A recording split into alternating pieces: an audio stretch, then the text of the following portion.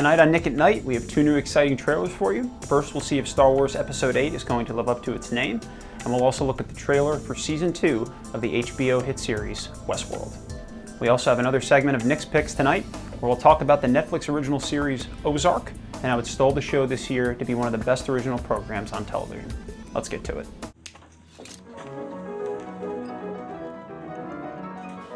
Welcome to Nick at Night, the show where we dissect Hollywood hype and find those hidden gems and diamonds in the rough. I'm your host, Nick Jeeves, and we're going to start off tonight with the new trailer for the highly anticipated Star Wars Episode 8, The Last Jedi. Roll the trailer. When I found you, I saw raw, untamed power. And beyond that, something truly special. The new Episode 8 trailer seems to give us a lot of information up front, which is rare considering franchise films are usually teased up until the very end. We finally get some speaking lines from Luke Skywalker, and the special effects are on par with what we've come to expect for a big-budget movie. As the trailer goes on, however, it's hard to tell if the actors nailed their lines and gave a convincing performance. I've seen this raw strength only once before. It didn't scare me enough then.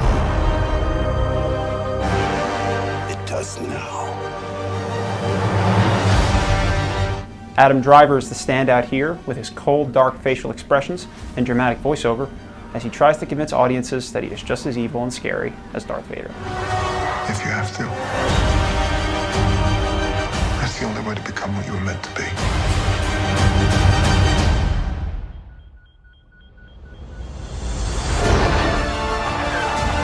The key here will be resisting the self-parodies like Jar Jar Binks and the inside jokes. Substituting that in favor of more action and character development will make the film shine. The prequels had a flaw, it's that they didn't go dark enough or take themselves seriously, something the producers seem keen on fixing this time around. Not going to go the way you think. Fulfill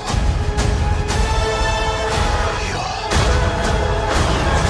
destiny. I need someone to show me my place in all this. A lot of the movie's success will rest on Mark Hamill. He's a veteran actor who's delivered the goods before, so he's probably geared up for this role in a big way. He hasn't been tested like this on the silver screen in years, though, and his roles after Luke Skywalker were mostly television and voice acting. He was nominated for an Emmy for his voice work as the Joker on Batman the Animated Series, but that's a far cry from assuming the role of The Last Jedi. We have faith the Force was with him during filming, though, as he will be the actor that makes or breaks the film. New original music will also play a large part, as the tenor of the film must appeal to 3 different audiences, while still maintaining the essence of the original. It has to reach the fans from the 1970s, the millennials who grew up with Episode 1 from 1999, and now it has to grab a whole new audience of young people who just joined the party after Episode 7. Despite Episode 7 crushing at the box office, fans were still mixed about its quality, and many diehard fans felt it was merely a setup for what's to come. Director Rian Johnson is mostly untested behind the camera, but sometimes directors do their best work when they bring a fresh pair of eyes to the table. His resume includes the time travel film Looper and 3 episodes of Breaking Bad. Pretty sweet. So he's more than capable of doing a great standalone film while still setting up Episode 9 for director J.J. Abrams. Abrams is the perfect choice to close the door on this trilogy, as he's been a visionary director from the beginning and invested much of himself into rebooting the franchise. Seems only right that he be the one to see this through to completion. This one will be well worth the price of admission and then some, if only for the nostalgia. And speaking of J.J. Abrams, our second trailer tonight is for the hit HBO series Westworld, as it returns for its second season with unending possibilities. Take a look.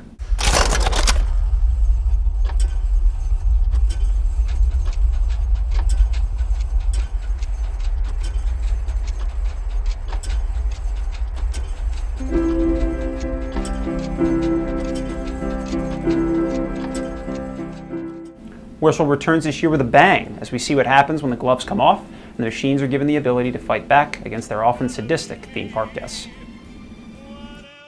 The strength of the show is rested on its musical choices and scores and their emotional juxtaposition to the plot.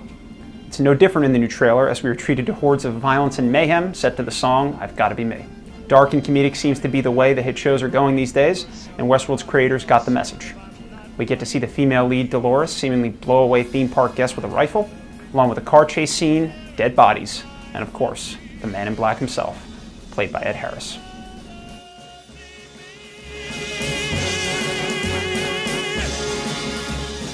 One of the coolest parts of Westworld was the blank canvas the writers created after only one season. They can bring back Anthony Hopkins' character if he's up for it, and the rise of the machines might still be one big hoax. But the coolest option the writing team has is to expand the themes of the park. In Season 1, we got a glimpse of samurai warrior robots dueling with one another, and there's now talk of there being a Roman and medieval theme to the park. Making these worlds collide should bring some impressive results while giving the show material for years to come. It's hard not to root for this show to succeed. Its team consists of Jonathan Nolan, who's Christopher Nolan's brother, his wife Lisa Joy, and of course, J.J. Abrams. They have talented young actors who've proven themselves in Season 1, and their composer, Raman Djawadi, also wrote the music for the popular Game of Thrones. It's a crime Westworld didn't win more Emmys, specifically the award for Best Drama, but we feel Season 2 will have more than its fair share of chances to pick up more hardware, and as soon as the second trailer drops, we'll be there to break it down all over again. And now for our final segment for the evening, it's Nick's Picks. Tonight on Nick's Picks, I'm going back to something I watched several months ago, but it's a show that might not be on everyone's radar yet. The Netflix original is entitled Ozark, and it stars Jason Bateman in a Breaking Bad-style role that sees him and his family flee their plush life in Chicago to go on the run from dangerous drug dealers. Roll the trailer. I loved everything about this show. Jason Bateman's in rare acting form on a level that I personally didn't think he could reach. His wife, played by Laura Linney, is equally convincing as their family tries to adjust to a new and harsh reality.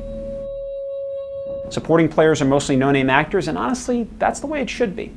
Don't be surprised if you see one or two familiar faces, but all in all, the series has the potential to be the next smash hit for Netflix. Even the way it's shot is unique. Certain scenes have assorted colors and tints to highlight the mood of the characters and the setting. The music is eerie, but the tone is that, again, of a black comedy. Fair warning, certain scenes are graphic, and there is a sense of backwoods perversion that might be too much to handle, but if you can push through the weirdness, you won't be disappointed. The one word I kept thinking was artful. It hits all the right marks, and in my opinion, each episode got better and better as the season went on. We think Ozark is here to stay, so jump on the bandwagon before the rest of your family and friends see it, and be the one who tips everyone else off to this hidden gem that's just sitting in everyone's Netflix queue. Well, that'll do it for us tonight. I'm Nick Jeeves. Be sure to reply in the comments section and let us know if you agree with our picks and our analysis, and may the force be with us all. See you next week.